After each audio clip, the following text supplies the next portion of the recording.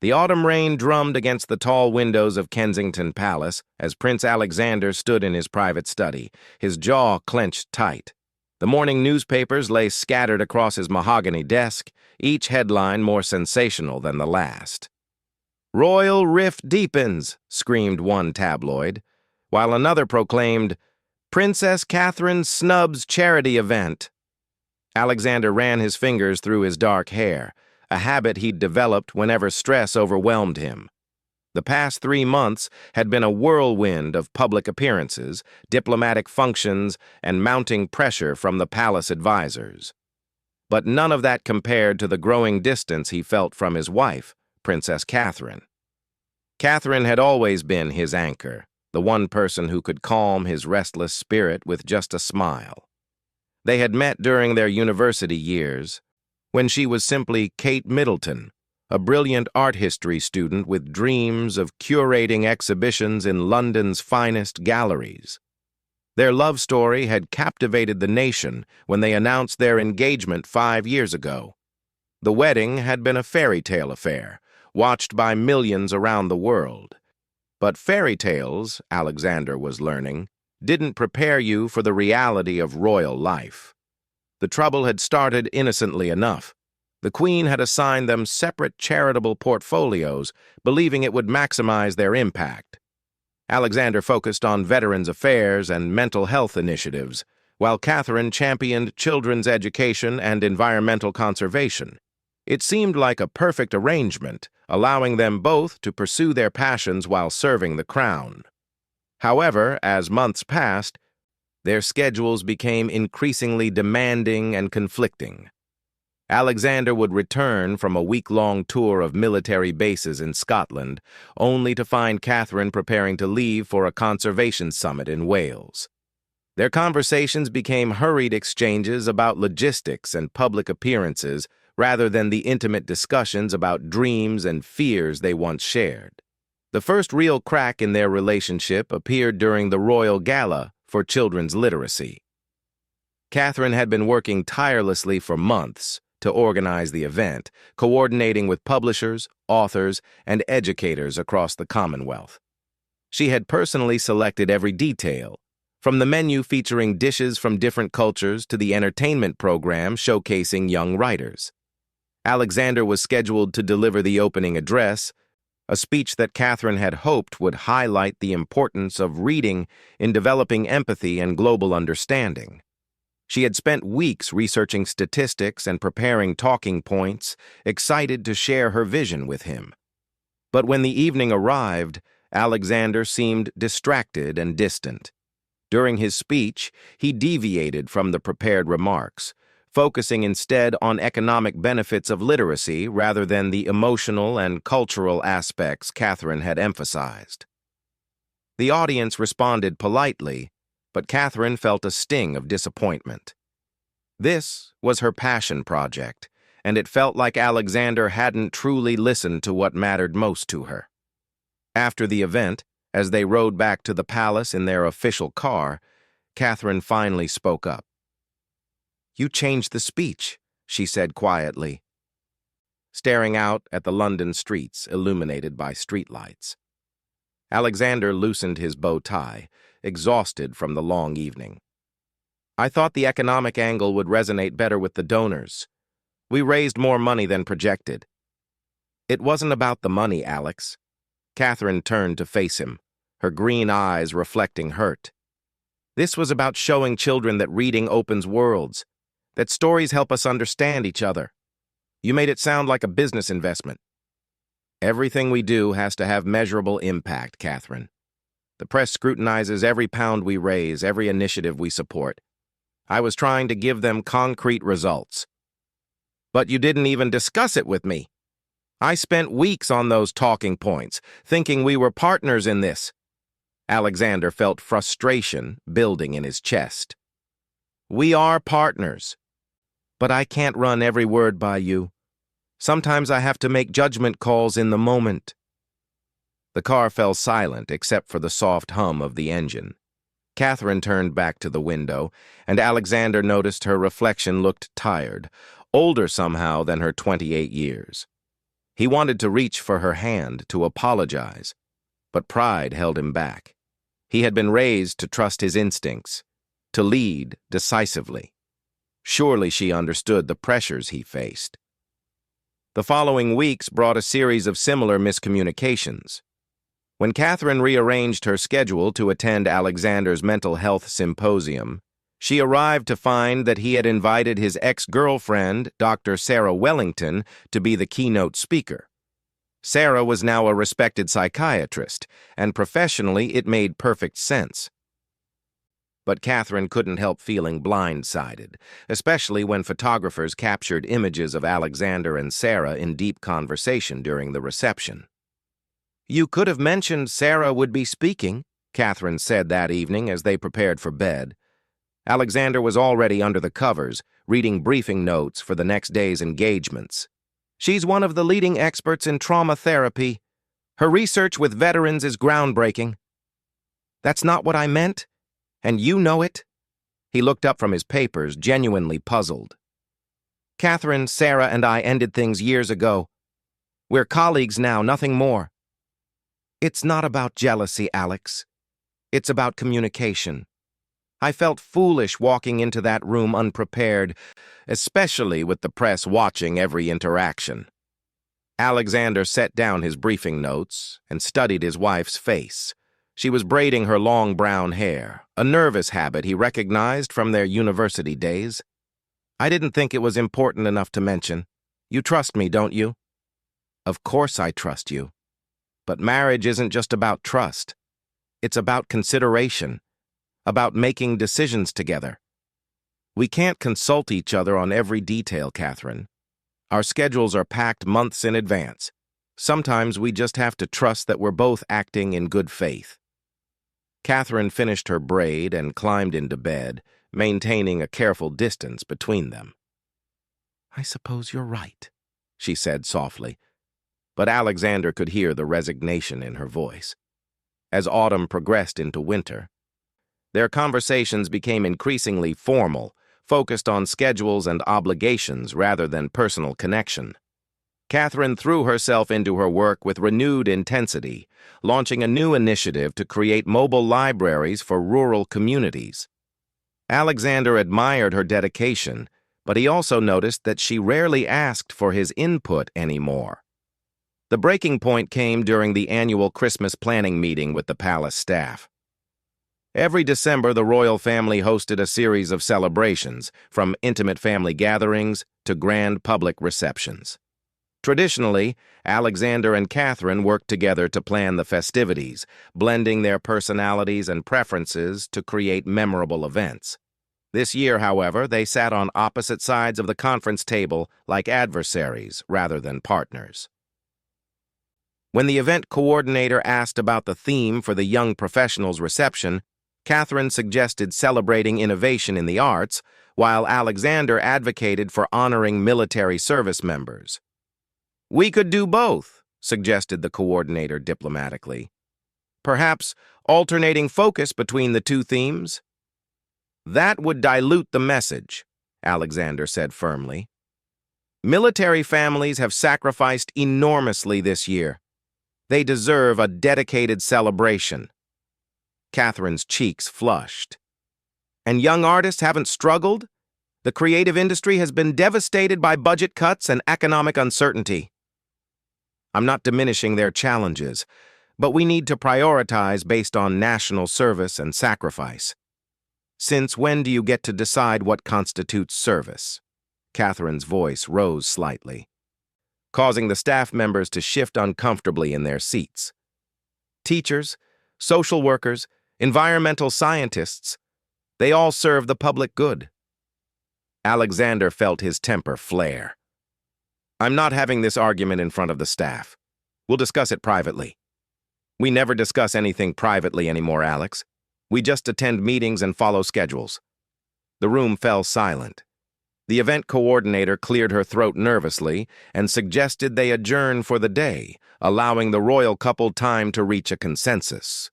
After the staff filed out, Alexander and Catherine remained seated at opposite ends of the long table. The silence stretched between them like an ocean, filled with months of unspoken frustrations and growing distance. "This isn't working," Catherine finally said, her voice barely above a whisper. Alexander looked up sharply. "What isn't working?" "Us. This. The way we're living like strangers who happen to share a title." He wanted to argue, to defend their relationship, but the words wouldn't come. Deep down, he knew she was right. Somewhere between royal duties and public expectations, they had lost each other. "What do you want me to do, Catherine? I can't change the demands of our position. This is the life we chose." "No," she said, standing slowly and gathering her papers. "This is the life we've allowed ourselves to drift into. There's a difference." As she walked toward the door, Alexander felt panic rise in his chest. "Catherine, wait! We can figure this out." She paused at the threshold, her hand on the ornate door handle. "I hope so, Alex. Because I'm not sure how much longer I can pretend that we're still the couple who fell in love at university." The door closed behind her with a soft click, leaving Alexander alone in the grand conference room. Outside, snow began to fall, covering the palace gardens in pristine white. But inside, he felt the cold reality of how far apart he and Catherine had grown. That evening, Catherine did something unprecedented. She canceled her appearances for the following day and drove herself to her parents' house in Berkshire. For the first time since their wedding, she needed space to think about what her marriage had become and whether it could be saved. The media speculation began within hours of Catherine's unexpected departure to Berkshire. Palace staff, bound by strict confidentiality agreements, remained silent. But the absence of the princess from her scheduled engagements sent ripples through the press corps. By morning, news vans lined the narrow country road leading to the Middleton family estate. Catherine sat in her childhood bedroom, still decorated with faded posters from her university years and shelves lined with art history books. Her mother, Carol, brought her tea in the same ceramic mug she had used as a teenager, a simple gesture that nearly brought Catherine to tears after months of being served by palace staff on fine china. "You don't have to talk about it if you're not ready," Carol said gently, settling into the window seat where Catherine used to curl up with novels on rainy afternoons. Catherine wrapped her hands around the warm mug, finding comfort in its familiar weight. "I feel like I've lost myself, Mum. When I married Alex, I thought we'd face everything together, but somewhere along the way, we became two separate people, living parallel lives. Marriage isn't like the fairy tales, love, even royal marriages. Your father and I went through rough patches, especially when he was building the business and I was managing everything at home. But this feels different. Alex and I used to talk for hours about everything, politics, books, our dreams for the future. Now our conversations are scheduled by assistants and limited to official business." Through the window, Catherine could see photographers with telephoto lenses positioned behind the hedgerow. The sight made her stomach clench. Even here, in her childhood sanctuary, privacy remained elusive. Meanwhile, back at Kensington Palace, Alexander was facing his own crisis. The Queen's private secretary had summoned him for an emergency meeting, something that rarely happened unless the monarchy itself was threatened. "Your Royal Highness," the elderly secretary said formally, "Her Majesty is concerned about the current situation. The press is having a field day with speculation about your marriage." Alexander stood at attention, a habit from his military training. Catherine needed some time with her family. It's hardly unprecedented. Perhaps not, but the timing is unfortunate. The Christmas tour of the Commonwealth begins next week, and the palace has already announced that both you and the princess will be attending. If she remains absent, questions will intensify. The weight of expectation pressed down on Alexander's shoulders like a familiar burden. Since childhood, he had been taught that personal feelings must never interfere with royal duties. The crown came first, always. I'll speak with Catherine and ensure she fulfills her commitments, he said stiffly. Sir, if I may speak freely. The secretary's weathered face showed unexpected compassion. Your parents faced similar challenges early in their marriage. Sometimes the best service to the crown is ensuring the strength of the royal family itself. That afternoon, Alexander made a decision that surprised everyone, including himself. Instead of summoning Catherine back to the palace or sending official representatives to negotiate her return, he drove himself to Berkshire. No security detail, no official car, just Alexander in his personal vehicle, navigating country roads he hadn't traveled since their courting days. The media frenzy at the Middleton estate reached fever pitch when his car was spotted turning into the driveway. Alexander ignored the shouted questions from reporters and walked directly to the front door, where Catherine's father, Michael, was waiting. "She's in the garden," Michael said simply, stepping aside to let Alexander pass. Catherine was sitting on the old wooden swing that hung from the ancient oak tree in the back garden. She was bundled in a thick coat, her breath visible in the cold December air.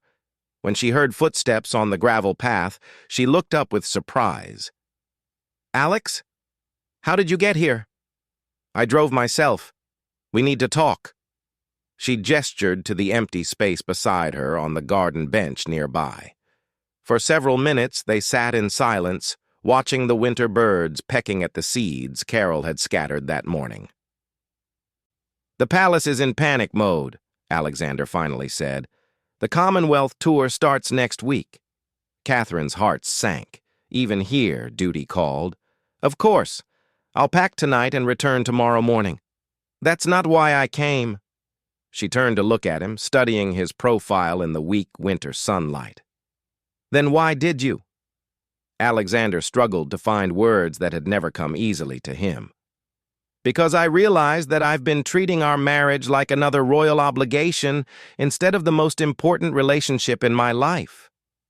"Alex, let me finish. You were right about everything.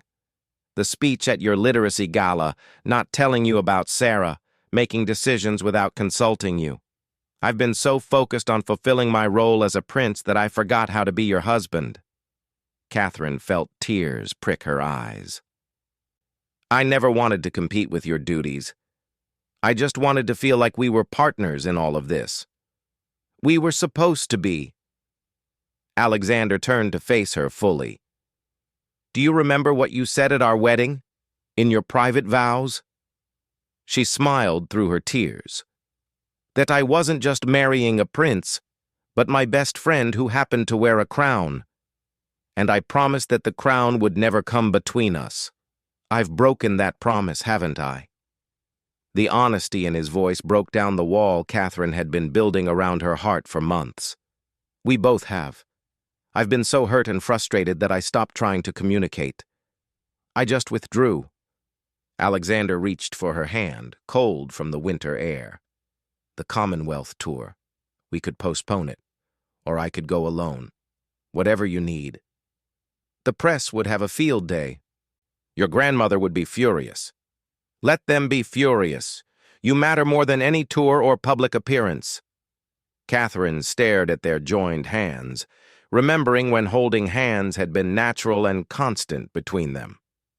"I don't want to run away from our responsibilities, Alex, but I also can't continue pretending that we're happy when we're both miserable."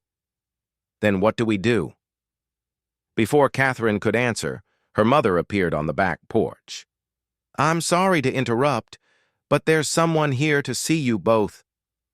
They walked back to the house to find Alexander's grandmother, the Queen, sitting in the Middleton family's modest living room. Catherine nearly stumbled in shock. The Queen never made unannounced personal visits. "Your Majesty," they both said in unison, automatically falling into formal postures. "Oh, sit down. Both of you. We're family." The Queen's voice was gentler than her usual public tone. "Carol, would you mind giving us some privacy?" After Catherine's parents diplomatically withdrew to the kitchen, The Queen studied the young couple with keen eyes that had witnessed decades of royal marriages, both successful and disastrous. "Do you love each other?" she asked directly. Alexander and Catherine exchanged glances. "Yes, ma'am," Catherine answered quietly. "Then the rest is simply logistics." The Queen's pragmatic approach to emotional matters had served her well through numerous family crises. "Alexander, you've been raised to believe that duty supersedes everything else. But a strong marriage is itself a form of service to the crown." "Yes, ma'am." "And Catherine, you've been trying to prove yourself worthy of this family by never complaining about the sacrifices required. But martyrdom serves no one, least of all the monarchy." Catherine felt heat rise in her cheeks.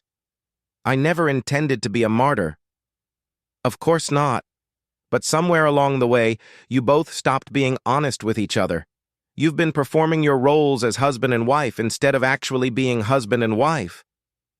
The Queen's observation hung in the air like a challenge. Alexander cleared his throat. "How do we fix it?" "The same way your grandfather and I did when we went through our difficult period. You remember that you chose each other before anyone chose you to serve the crown." Catherine looked surprised. "You and grandfather went through difficult times?" The Queen's expression softened with memory. "Oh, my dear. In the early years we barely spoke for months at a time. The pressure of the coronation, the expectations, the constant scrutiny. It nearly broke us. We had to learn to protect our marriage as fiercely as we protected the monarchy." "What changed?" Alexander asked. "We established boundaries, sacred time that belonged only to us, not to the crown. Decisions we would make together, regardless of what advisors recommended.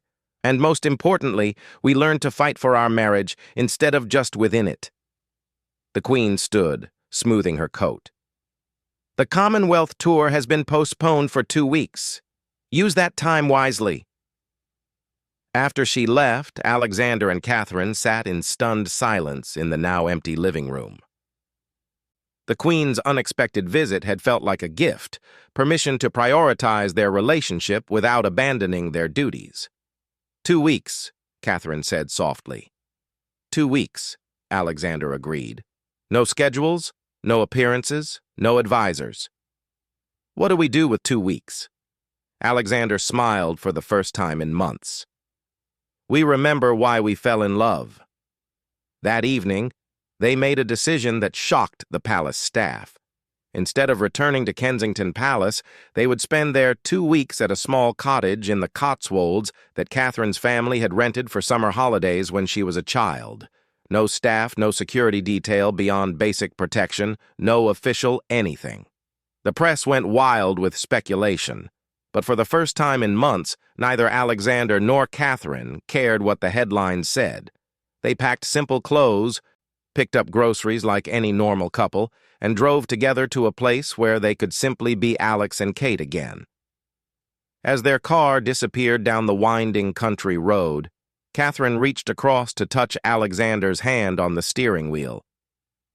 "Thank you for coming to find me." "Thank you for being worth finding," he replied, squeezing her fingers gently. For the first time in months, they both felt hope that their fairy tale might have a happy ending after all. The cottage stood at the end of a narrow lane lined with bare winter trees, its honey-colored stone walls and thatched roof looking like something from a storybook. Alexander carried their simple suitcases to the front door while Catherine fumbled with the old-fashioned key her mother had pressed into her hand. "I haven't been here since I was 16, Catherine said, pushing open the heavy wooden door. The interior smelled of wood smoke and lavender, exactly as she remembered from family holidays years ago. The cottage was modest by any standard, especially compared to palace life. 2 small bedrooms upstairs, a tiny kitchen with a farmhouse sink, and a sitting room dominated by a stone fireplace. No marble hallways, no portraits of ancestors, no staff quarters, just a simple refuge where they could try to rediscover each other. Alexander set down their bags and looked around the cozy space. "It's perfect," he said, and meant it. That first evening, they attempted something they hadn't done in months: cook dinner together. The cottage kitchen was barely large enough for one person, let alone two, but they managed to prepare a simple pasta dish while laughing about Alexander's complete incompetence with a can opener. "I don't think I've opened a tin of anything since university," he admitted, wrestling with the stubborn device. "That's obvious," Catherine giggled, taking it from his hands with practiced ease. "Next, you'll tell me you've forgotten how to make tea." "I haven't forgotten. I just prefer when someone else makes it." Catherine shook her head in mock dismay. 5 years of marriage and you've become completely helpless." "Not completely helpless," Alexander protested, wrapping his arms around her waist from behind as she stirred the sauce. "I can still do this." For a moment, Catherine stiffened at the unexpected intimacy, then gradually relaxed against his chest. It felt strange and familiar at the same time, like wearing a favorite sweater after months in formal clothing. They ate by candlelight at the small wooden table, not because it was romantic, but because they couldn't figure out how to work the cottage's complicated lighting system. The conversation was tentative at first, circling around safe topics like the cottage's rustic charm and the peaceful countryside. "Do you remember the first meal we cooked together?" Alexander asked, twirling pasta around his fork with more concentration than necessary. Catherine smiled at the memory. "Disaster would be a generous description. You nearly burned down your flat trying to make carbonara.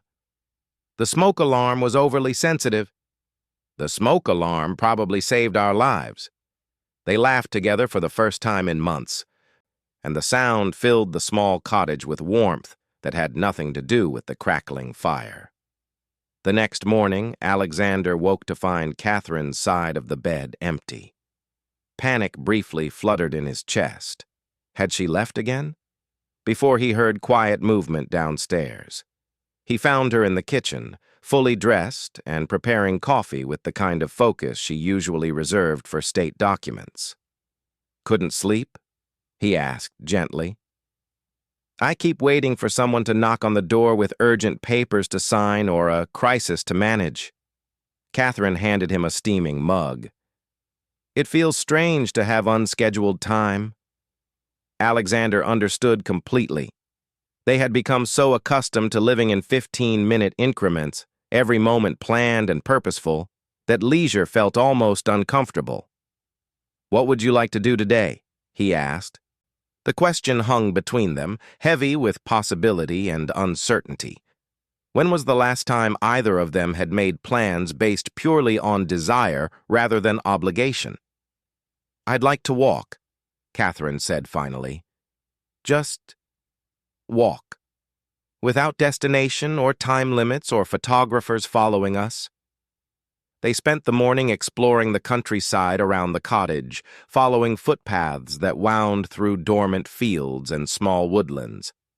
Catherine had brought her old camera, a hobby she'd abandoned after their wedding when every photograph of her became public property. "May I?" Alexander asked when she stopped to photograph frost patterns on a gate. She handed him the camera uncertainly. Alexander had never shown particular interest in photography, but he studied the small digital screen with unexpected concentration. "You see things differently than I expected," he said, scrolling through the images she'd taken. "These aren't just pretty pictures. They tell stories. That's what I loved about art history, learning to read the narratives hidden in images." Catherine felt shy discussing something so personal. "I used to think about curating exhibitions that would help people see familiar things in new ways." "Used to?" Catherine shrugged. "Royal duties don't leave much time for personal projects." Alexander lowered the camera and looked at her intently. "Why didn't you tell me photography was important to you? We could have incorporated it into your public work somehow." "Because it felt selfish to ask for accommodations when you were already carrying so much responsibility." This conversation became a pattern over the following days.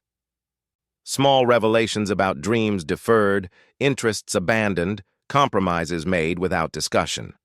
Alexander learned that Catherine had turned down an invitation to join a prestigious conservation photography project because it would have required travel during his mental health initiative launch.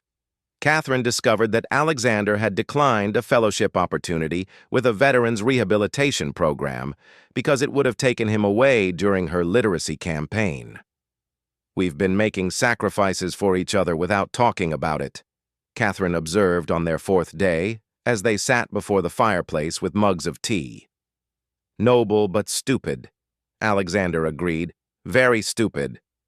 "We need rules," Alexander said suddenly. "Rules?" "Boundaries, like your grandmother suggested. Ways to protect us from becoming strangers again." Over the next several evenings, they developed what they privately called the Cottage Accords, agreements about how to balance their royal duties with their marriage. They would have dinner together at least 3 times a week, phones turned off with no discussion of official business unless it directly involved both of them. Major schedule changes affecting both their calendars would be discussed together before confirmation. Each would maintain one personal interest or hobby that belonged solely to them, not the crown. They would take a long weekend away from official duties every month, alternating between choosing destinations. Most importantly, they would have an annual State of the Union conversation about their marriage, somewhere private where they could be completely honest with each other.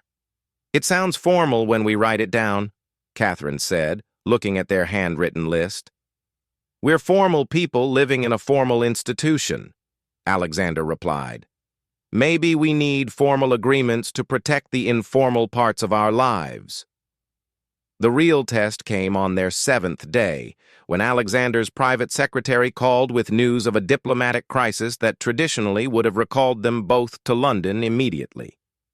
"I need to take this," Alexander told Catherine, answering the phone. Catherine watched his face change as he listened to the urgent briefing. His shoulders straightened, his expression became serious, and she could see him transforming back into the prince. "I understand," Alexander said into the phone. "But my wife and I are not available for the next week. Consult with my father's office for interim representation." Catherine stared at him in shock as he ended the call. "Alex, if it's a real crisis—" "It's always a real crisis, Catherine. There will always be something urgent, something that supposedly requires our immediate attention. But we agreed on 2 weeks, and this is only day 7. The gesture felt revolutionary to Catherine. She had never heard Alexander prioritize their marriage over royal duties so explicitly. "Thank you," she whispered. "Don't thank me yet. Ask me again when we're back in London dealing with the aftermath." The second week brought deeper conversations and more difficult revelations. They talked about the loneliness of public life, the pressure of constant scrutiny, and the ways they had each failed to support the other during challenging times. "I was angry about the literacy gala speech," Catherine admitted one evening, "but I was really hurt that you didn't trust me enough to tell me you were changing it. I didn't want to disappoint you if my changes didn't work. I thought I was protecting your feelings by making decisions for me instead of with me." Alexander nodded slowly. "I've been taught to lead, to make quick decisions and stand by them. But marriage isn't a military operation. No, it's a partnership. And I haven't been a very good partner either. I've been so afraid of being seen as demanding or difficult that I stopped asking for what I needed." These conversations weren't easy. There were tears, raised voices, and moments when old patterns of withdrawal and defensiveness threatened to take over. But the cottage environment, free from distractions and expectations, allowed them to work through conflicts instead of just avoiding them. On their final evening, they sat together on the cottage's small front porch despite the December cold, wrapped in blankets and watching stars appear in the clear country sky. "Are you ready to go back?" Catherine asked. Alexander considered the question seriously. I'm ready to try being married while being royal, instead of trying to be royal while hoping marriage would take care of itself. That's a very diplomatic way of saying we've been idiots. Speak for yourself. I prefer strategically challenged. Catherine laughed and leaned against his shoulder. I'm scared, Alex. What if we get back to London and fall into the same patterns? Then we come back here or somewhere like it and recalibrate. The cottage accords aren't just rules for London, they're a commitment to keep choosing each other. The next morning, they packed their simple belongings and prepared to return to their public lives. But something fundamental had shifted between them. They held hands during the drive back to London, talked about their upcoming Commonwealth tour with shared excitement instead of individual dread, and made tentative plans for Catherine to pursue her photography project with Alexander's enthusiastic support. The press was waiting at Kensington Palace, of course, cameras ready to capture any sign of ongoing marital discord. But the couple who emerged from the car looked different from the one who had left 2 weeks earlier. They stood closer together, moved with synchronized ease, and when Catherine stumbled slightly on the palace steps, Alexander's steadying hand seemed natural rather than performed for cameras. That evening, as they prepared for their first official engagement together since the crisis, Catherine sat at her dressing table while Alexander adjusted his formal uniform in the mirror behind her. "Are you nervous?" she asked. "Terrified," he admitted. "But it's a good kind of terrified. Like when we were first dating and every public appearance felt like a test. Except now we know we can pass the test." Alexander leaned down to kiss the top of her head, careful not to disturb her carefully arranged hair. "We can pass it together?" The engagement was a success by any measure. They appeared relaxed and connected, handled questions about their brief separation with grace and humor, and seemed genuinely interested in each other's contributions to the evening's discussions. But the real victory came later, when they returned to their private apartments and Catherine produced a small wrapped package. "What's this?" Alexander asked. "I had them printed while you were on the phone with your secretary this afternoon." Catherine smiled nervously. "A record of our 2 weeks." Inside the package were photographs from their cottage retreat. Not formal portraits, but candid images of them cooking together, walking in the countryside, reading by the fireplace. Pictures of a couple learning to be married again. Alexander studied each image carefully, seeing not just documentation of their reconciliation, but evidence of Catherine's artistic eye and the story she had chosen to tell about their relationship. "These are beautiful," he said softly, "and I have an idea for your first royal photography exhibition." "Alex?" "Partners," he reminded her. "We make decisions together now, remember?" Catherine smiled and settled beside him on their sitting room sofa. Outside, London continued its bustling existence, and tomorrow would bring the familiar demands of royal life.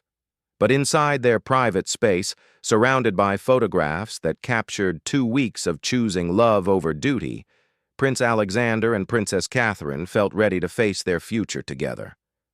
The fairy tale, they had learned, wasn't about the perfect wedding or the grand palace or the public adoration. It was about 2 imperfect people making a daily choice to build something stronger than either could create alone. And that story, they discovered, was worth fighting for.